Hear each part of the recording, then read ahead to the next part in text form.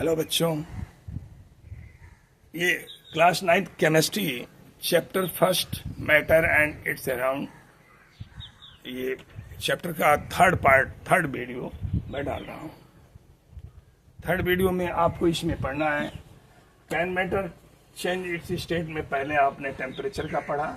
इसमें आप पढ़ेंगे effect of change of pressure. Pressure बढ़ने पर मैटर का स्टेट क्या होता है, स्टेट चेंज होता है या उसका शेप चेंज होता है, क्या होता है। ध्यान दीजिए, यहाँ जो ये दिखाए हैं ये piston P1, P2, P3 pressure जैसे जैसे बढ़ाते जा रहे हैं उसका वॉल्यूम घटता जा रहा है।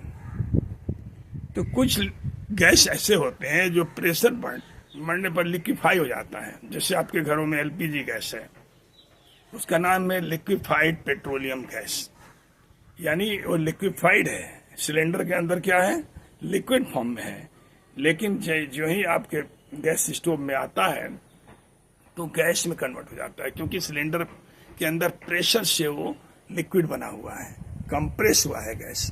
तो कंप्रेसर के कारण वो लिक्विड फॉर्म में हो गया है। बाहर निकलते ही जहाँ प्रेशर कम होता है फिर से अपना वॉल्यूम बढ़ा लेता है और वो गैसियस स्टेट में आ जाता है। तो यहाँ P1 में P1 कम है तो वॉल्यूम मान लीजिए V1 है, और P2 जब किए हैं डबल तो ये V है तो ये V/2 हो गया, ये V3 है तो V/3 हो गया है। मतलब P1 मान लीजिए प्रेशर 1 kg का है तो इसका वॉल्यूम V है। 2 kg कर दिया तो इसका वॉल्यूम V/2 हो गया, और 3 kg कर दिया तो इसका V/3 हो गया। यानी जैसे जैसे प्रेशर बढ़ता जाता है लिक्विड गैस का जो वॉल्यूम है वो घटता जाता है उसी रेशियो में। ठीक है, आगे क्लासेज में आपको मिलेगा।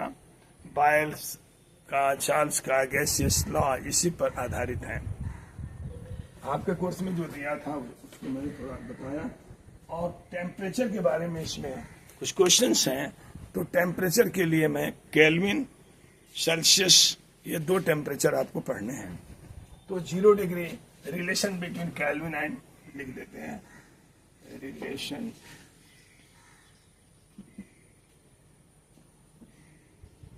Between kelvin and Celsius temperature.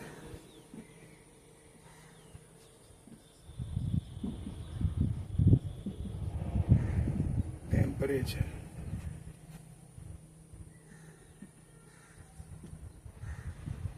ध्यान दीजिए, ये 0 डिग्री केल्विन, 0 डिग्री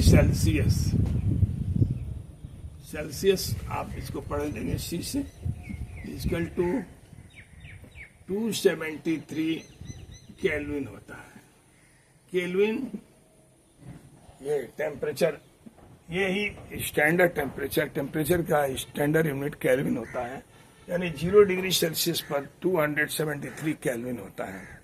तो आप इस तरह से केल्विन को सेल्सियस में बदल सकते हैं, सेल्सियस को केल्विन में। यदि सेल्सियस है, केल्विन बदलना है तो 273 ऐड कर दीजिए, केल्विन है और सेल्सियस बदलना है तो उसमें से 273 माइनस कर दीजिए। ये जैसे आपके बुक में दिया है, ये क्वेश्चन है, पेज नंबर 9 है, मैं लिखता हूं page 9। Convert the following temperature to Celsius. ये फर्स्ट का है, ये इसमें दे रहा है 300 के, और बी में दे रहा है 573 कि इसको सेल्सियस में बदलना है। तो आंसर जब आप लिखेंगे तो 300 केल्विन को 300 माइनस 273 कर देंगे तो ये डिग्री सेल्सियस में बदल जाएगा, तो 27 डिग्री सेल्सियस हो जाएगा। ये ए का हुआ। बी का 573 केल्विन है, इसको सेल्सियस में बदलना है, दोनों के ही में है, तो दोनों में से 273 घटाना पड़ेगा। और अब ये सेल्सियस में बदल जाएगा, घटा दीजिए 300 डिग्री सेल्सियस हो गया, ठीक है। इसके नीचे दे रहा है सेल्सियस, कन्वर्ट इनटू केल्विन। ये नहीं, इसमें पूछ रहा है कि what is the physical state of water. Water का फिजिकल स्टेट 250 डिग्री सेल्सियस पर क्या होगा। आपको पता है कि 100 पर तक लिक्विड रहता है, बॉइलिंग स्टेट रहती है, और जो ही 570 पर ग्राम जो है उसका टेम्परेचर बढ़ता है तो गैसियस स्टेट स्टीम में कन्वर्ट हो जाता है। तो ये तो टेम्परेचर इसका बढ़ करके ये गैसियस स्टेट ही होगा। टेम्परेचर अधिक है, मोर देन 100 है, और 100 पर लिक्विड ही होगा। 100 डिग्री सेल्सियस पर जब तक उसको लेटेंट हीट 540 कैलोरी पर ग्राम नहीं मिलेगा, वो लिक्विड स्टेट में ही रहेगा, वो गैस में नहीं बदलेगा, ठीक है। तो पहला होगा गैस स्टेट, दूसरा होगा लिक्विड स्टेट। तीसरा क्वेश्चन है, for any substance why does the temperature remain constant during the change of state. किसी भी सब्सटेंस का why the temperature remain, temperature same रहता है, उसका स्टेट बदलते समय टेम्परेचर नहीं बदलता। इसको मैं लिख देता हूं, आंसर नंबर 3 में लिखूंगा।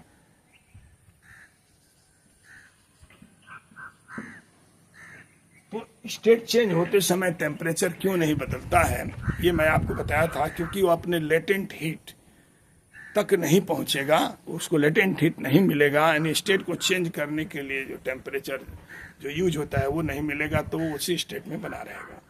तो जैसा क्वेश्चन है कि for a substance why does the temperature remain constant, तो आप लिखेंगे for a substance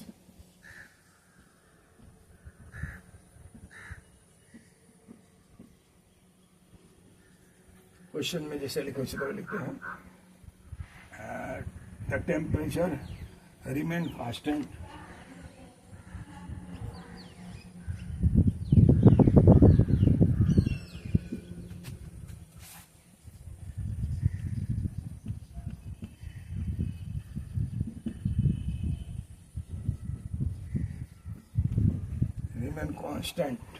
during the change of state.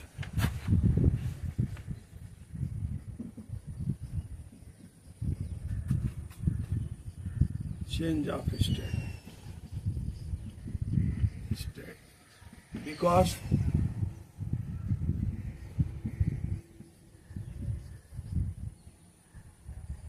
latent heat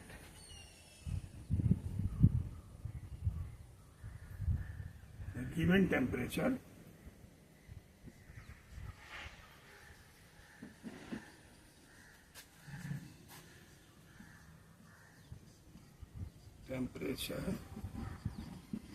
is used as a latent heat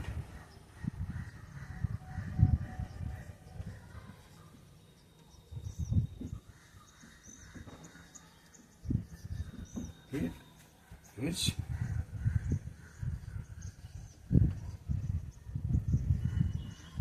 is used to change the state of matter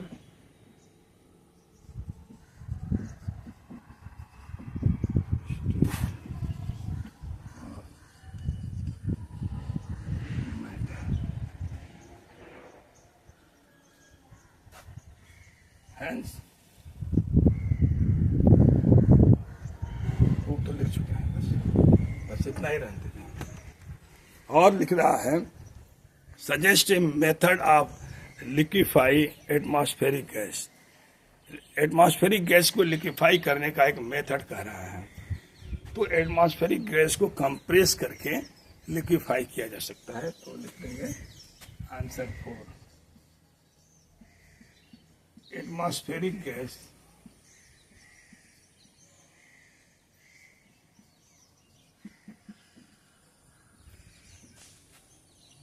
can be liquefied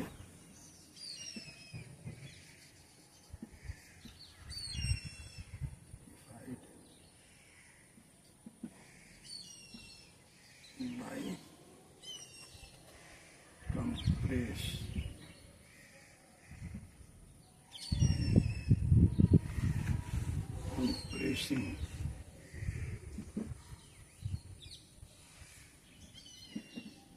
it.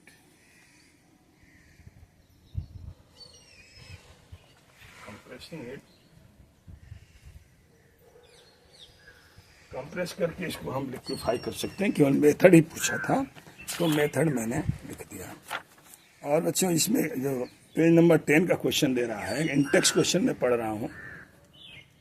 Y does the desert cooler cool better on a hot dry day. इसको answer में लिखने जा रहा हूँ या मैं बता देता हूँ। देखिए लिखने में टाइम अधिक लगता है, आपका वीडियो का टाइम खींच लेगा, मैं एक्सप्लेन कर दे रहा हूँ। वाई डज लिखा है, why does a desert cooler cool better on hot dry day. जब गर्मी ज्यादा पड़ती है तो कूलर और अच्छा काम करता है। क्यों?